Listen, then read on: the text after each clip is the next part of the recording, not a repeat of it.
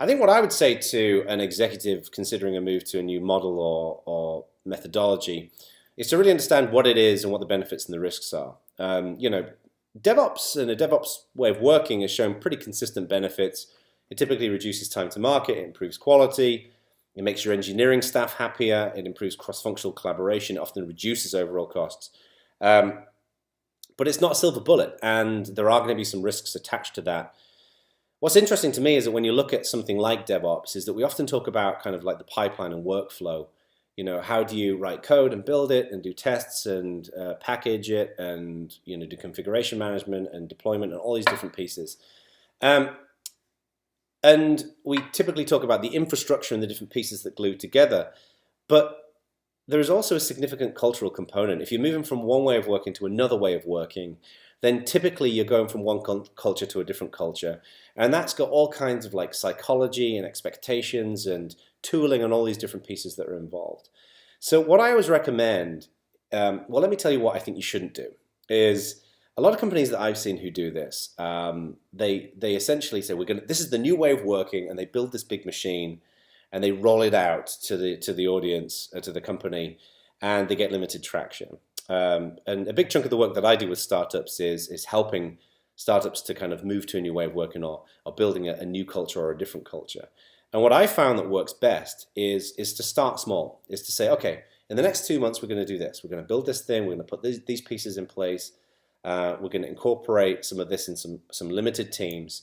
And then to do it and to see how well it works, to get extensive feedback and to design for failure. Like, presume that this is going to go wrong. What happens when it goes wrong? Because I think when you're building things for people, I think the answers to how to do it the right way are invariably sitting in the heads of the people you're building it for. If you want to build a great developer platform, developers know the best way to write code, invariably. Okay, so the key thing is to do something to get that feedback, to suck that information out of those people's heads, and then to iterate and to improve. And the other benefit that you get there is that you're building something that people can adapt to. It's not you're not presenting this big new thing and saying this is the way of working. And I find that approach makes it easier to transition to something such as the DevOps workflow. Not really. I mean, I think that DevOps can be applied to most companies. I mean, obviously, you typically need to have some kind of development and operations involved. If you're making wool for a living, it's probably not very interesting to you. But I've seen DevOps as a methodology applied in a bunch of different companies, from large enterprise organizations to small startups. I think it's particularly noteworthy in those companies that are going from a small startup into a much bigger company, where in the earlier days you just kind of like get on with it and do what you need to do, and you provision resources and you provision infrastructure and you write code, and it's just a one-on-one relationship with with a certain set of people. When you get much bigger and you've got many more teams involved, it can get much more complicated to do that. You can't necessarily be as agile, and I think that's where DevOps provides like a nice framework and a model in which you can operate. But yeah, I think it can apply to most companies.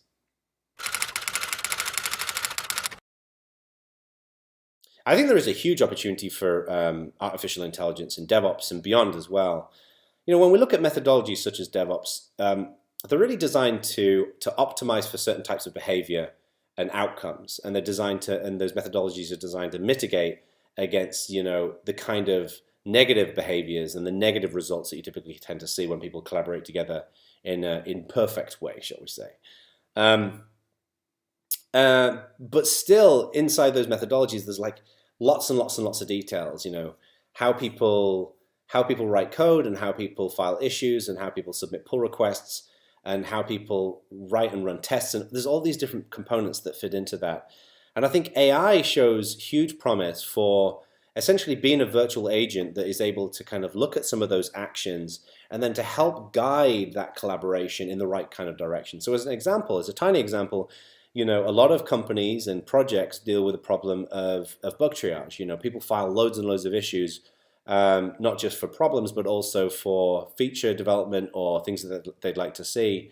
And then you need to triage those issues to make sure they get assigned to the right resources get assigned to them.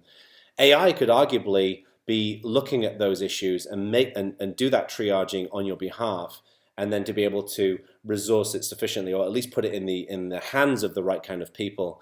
So I think there's huge promise for how AI can not necessarily replace humans, but to augment humans with the right kind of information, with the right kind of decision making to optimize how that collaboration works. And there's not a lot of that in place right now, and that's where I think there's going to be a huge opportunity in the future.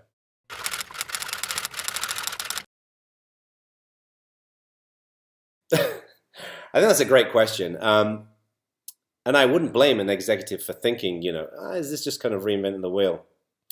My view is that there's lots of these different ways of working, right? There's Agile, there's DevOps, there's objective key results, there's Scrum, there's things like continuous integration and deployment, et cetera, et cetera, et cetera. And what I would recommend is to look at all of these different things that are available, that you hear of from your colleagues or from your friends or associates in the industry, and then to understand them at a high level, and then to see what you think is going to offer value to your particular company. No single one of these is going to be perfect. No single one of these is going to be a silver bullet. It's best to kind of look at them and to see what resonates most with you. The thing that I think is neat about DevOps specifically, though, is while it's not a specific platform, it is a fairly consistent methodology and process that has shown pretty consistent results. So I think it's a great place to start. And I don't think it's necessarily the reinvention of the wheel. I think it just fills in a big chunk of the puzzle. But there are other bits of that puzzle that will still be missing that you'll want to glue in there as well. So that would be my take. I think there are two main mistakes that a lot of companies make here. The first thing is they build this big, comprehensive machine that they expect people to move to. And it's almost like the philosophy here is, hey, we need to move from this one thing to this new thing, DevOps, so why don't we just rip off the Band-Aid, build the new machine that we're all going to be using, and then we're done. And yeah, there'll be some bickering and some complaining at first, but it will pass. I think that's a mistake. And one of the main reasons why that's a mistake is it doesn't provide an opportunity for your audience to actually feed into the design of the thing that you're building.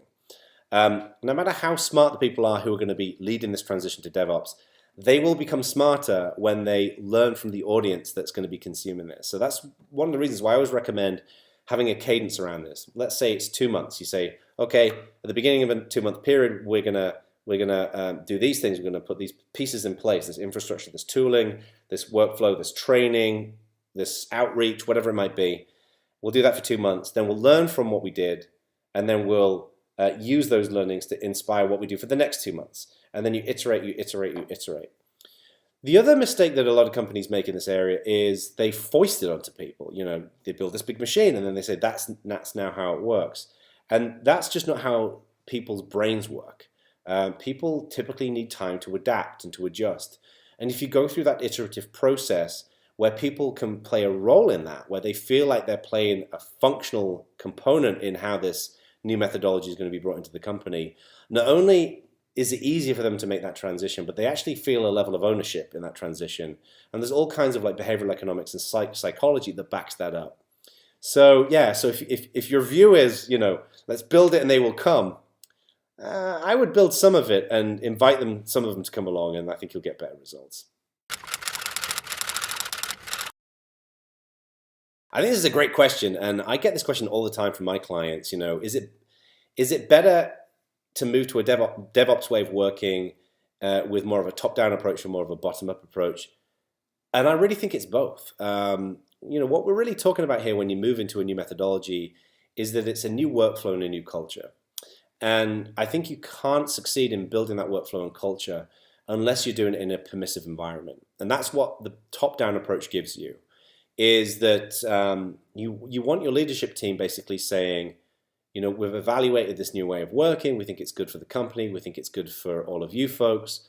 We think it'll help you to do better work and have more enjoyable ways to work. We'll build better products and services. It'll serve our customers better. But it needs to go beyond that permission and to actually be inclusive as well. You want to say to your team, we want you to kind of join us and help to shape this and to feed into it and to mold it into a way that works best for everybody. We want you to fail and to learn from those failures so we can all succeed in a much better way. So I think that's really important. But that's not enough. And I think you need the complement to that top-down approach is the bottom-up approach. And that's the execution. You need to have infrastructure that people can get access to, clear process for people, how people use it, and training. I think you want to bring on board like different teams and have mini roadmaps for them to adapt to it and have mentoring programs in place. And all, I think that complement of that permission from the top-down approach and that execution from the bottom-up approach with that kind of like short cadence of cycles, couple of months cycles, is really the best way in which you can make this work.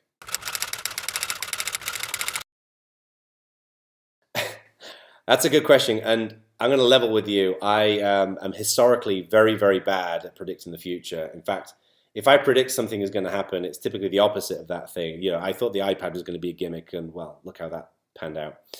So take what I say with a giant grain of salt.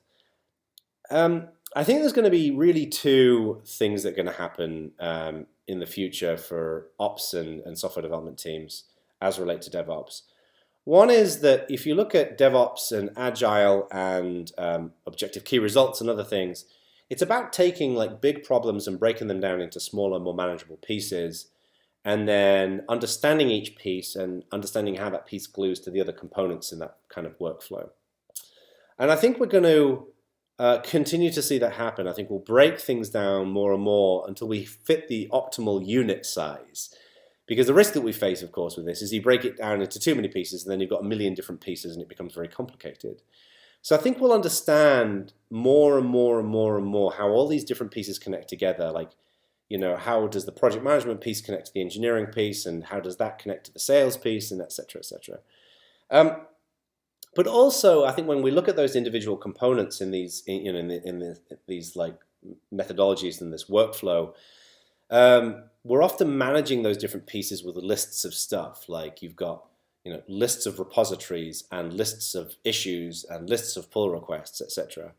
And I think we're going to start augmenting these workflows with AI and machine learning and virtual agents that are effectively understanding what our optimal workflow is and being able to serve it.